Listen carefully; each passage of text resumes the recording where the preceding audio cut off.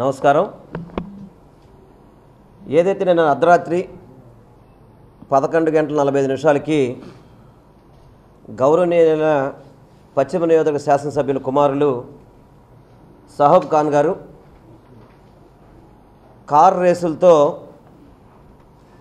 పెన్నమనేని polyclinic రోడ్లో ఒక ఇద్దరు యువకుల్ని ప్రమాదం చేయడం జరిగింది. అసలు ఈ యొక్క ప్రభుత్వంలో అధికార ప్రజాప్రతినిధుల కుమారుల యొక్క కార్ రేసులు చాలా అధికంగా అవడం జరిగింది. ఇంతకుముందు బోండోమా గారి అబ్బాయి కుమారుడు కార్ రేసుల్లో ఒక వ్యక్తి చనిపోతే ఈ యొక్క ప్రభుత్వం కానీ పోలీసు వ్యవస్థ కానీ ఇప్పటి వరకు కూడా వారి మీద ఎటువంటి కేసులు లేకుండా వారిని బయటికి తప్పించడం జరిగింది. అదేవిధంగా మన గుంటూరు జిల్లా మాజీ మంత్రి రావెల కిషోర్ బాబు గారి కుమారుడు హైదరాబాదులో కారులోనే ఈటీజింగ్లో దొరికిపోవడం జరిగింది. అదేవిధంగా నిమ్మల కృష్ణప్ప కుమారుడు టోల్గేట్ దగ్గర జరిగిన ఇన్సిడెంట్ కావచ్చు.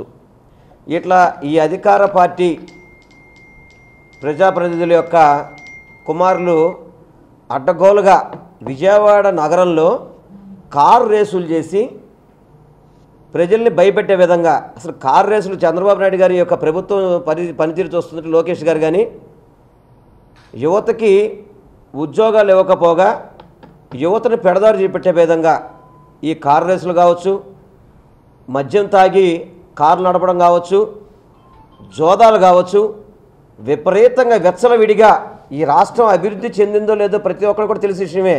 కానీ మద్యంలో కానీ జోదాల్లో కానీ కారు రేసులో కానీ ఈ రాష్ట్రం మొదటి ప్లేస్లో ఉందని మాత్రం మనతో చెప్పడానికి అవకాశం ఉంది. ముఖ్యంగా ఎవరైతే మహేష్ బాబు కళ్యాణ్ నిన్న గుద్దిన ప్లేస్ అయితే కనుక ఎక్కడో గుద్దితే వీళ్ళు ఎక్కడో పడడం జరిగింది. కారు కూడా ఎక్కడో ఆపడం జరిగింది. ఎందుకంటే అంత స్పీడ్లో ఉన్నారు కారు. అది ఇమ్మీడియట్గా పోలీసులు ఇప్పటివరకు కూడా ఎఫ్ఐఆర్ ఎందుకు ఫైల్ చేయలేదు? మన విజయవాడ నగరం అంతా కూడా సీసీ కెమెరాలతో మొత్తం కూడా పర్యవేక్షించడం జరుగుతుంది. ఆ సీసీ ఫుటేజ్ ద్వారా ఇమ్మీడియట్గా మీరు ముద్దాయిల్ని అరెస్ట్ చేయాలా? వాళ్ళు క్లియర్గా చెప్తున్నారు, దాంట్లో జలీల్ ఖాన్ గారి అబ్బాయి దాంట్లో ఉన్నారు, ఆల్రెడీ అందరూ కూడా మద్యం తాగున్నారని చెప్పని. అటువంటి వారి మీద ఇప్పటివరకు మీరు చర్యలు ఎందుకు తీసుకోలేదు?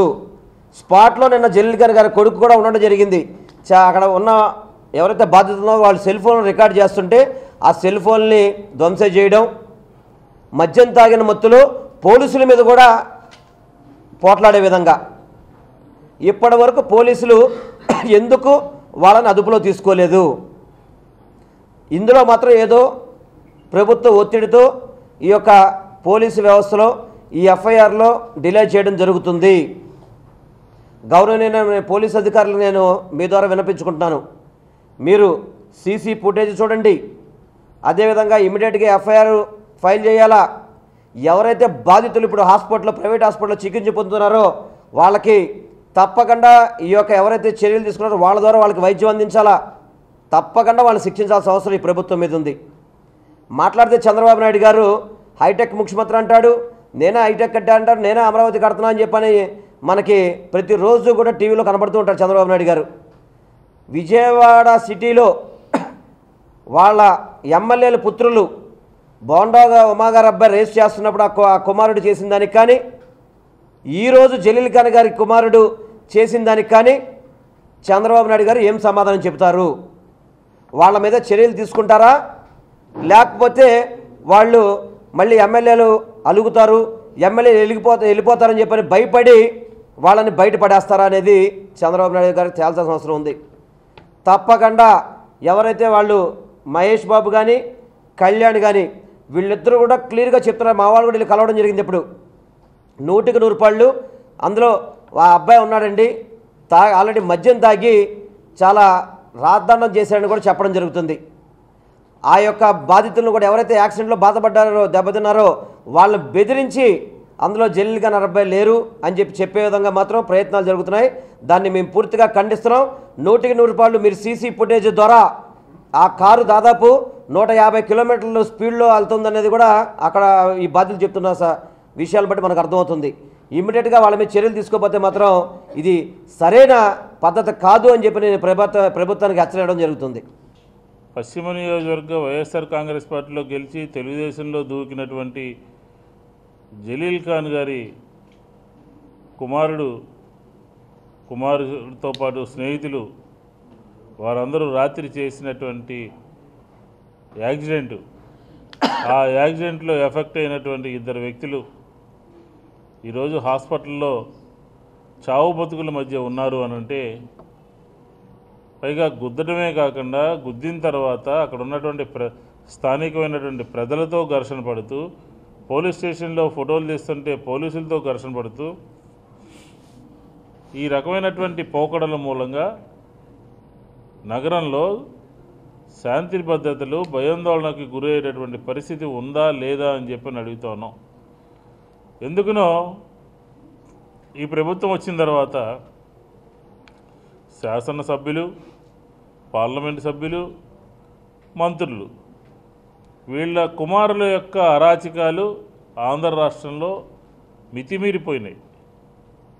ఇందాక మా అధ్యక్షుల వారు ప్రస్తావించినట్టు జలీల్ ఖాన్ కొడుకు యొక్క యాక్సిడెంటు, గతంలో బోండా ఉమామహేశ్వరరావు సంబంధించినటువంటి వాళ్ళ కొడుకుల యొక్క నిర్వాకాలు, దీంతోపాటు హైదరాబాద్ నగరంలో ఆంధ్ర మంత్రి రావెల్ కిషోర్ బాబు గారి కుమారుడు బండి మీద వెళ్తూ చేసినటువంటి ఘనకార్యం, దీంతోపాటు నిమ్మల కృష్ణప్ప గారి కొడుకు ఆ టోల్గేట్ దగ్గర దౌర్జన్యం చేసి అద్దాలు పగలు కొట్టి స్టాఫ్ను కొట్టి, పైగా ఇంకొక పెద్ద ఇదేంటంటే కేఈ కృష్ణమూర్తి గారి కొడుకు ఒక పెద్ద హత్యలో ఇరుక్కుని, అసలు ఎక్కడ పోతా ఉంది ప్రభుత్వంలో ఉన్నటువంటి కీలకమైనటువంటి వ్యక్తుల యొక్క కుమారుల యొక్క ప్రవర్తన ఏ విధంగా ఉంది? రాత్రి 11:30 ప్రాంతంలో జరిగినటువంటి సంఘటన దేనికి అద్దం పడతా ఉంది? పదే తెర మీదకి వచ్చి, రోడ్డు మీదకి వచ్చి ఇతరులను విమర్శించేటటువంటి వ్యక్తులు ఇళ్లలో ఉన్నటువంటి వాళ్ళని కంట్రోల్లో పెట్టుకుని సరి చేసుకునేటటువంటి పరిస్థితి ఉందా లేదా? దానికి సమాధానం చెప్పాల్సినటువంటి అవసరం ఉంది.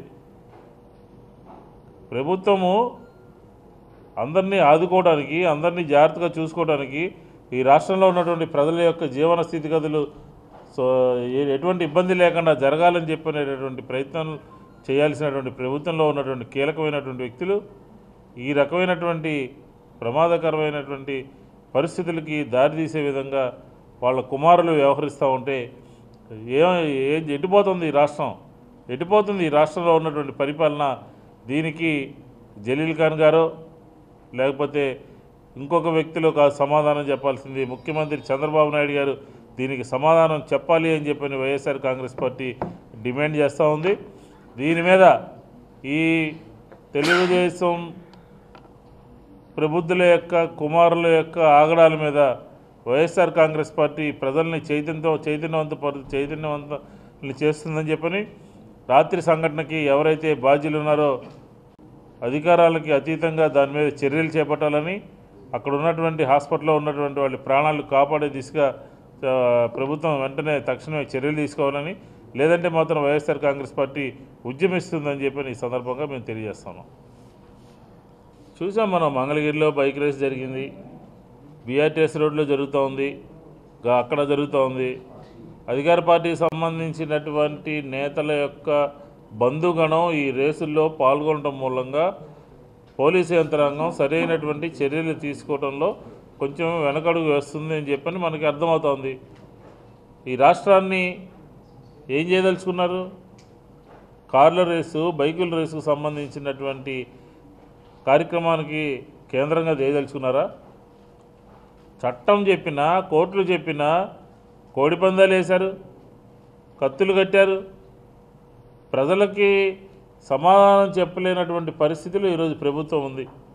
కాబట్టి ఖచ్చితంగా కార్ల రేసుల విషయంలో కానీ, బైక్ రేసుల విషయంలో కానీ యువతని పెడదావ పట్టే విధంగా ప్రభుత్వం చూస్తూ ఊరుకోవడం సరైనటువంటి చర్య కాదు అని చెప్పని ఈ సందర్భంగా మేము తెలియజేస్తాము.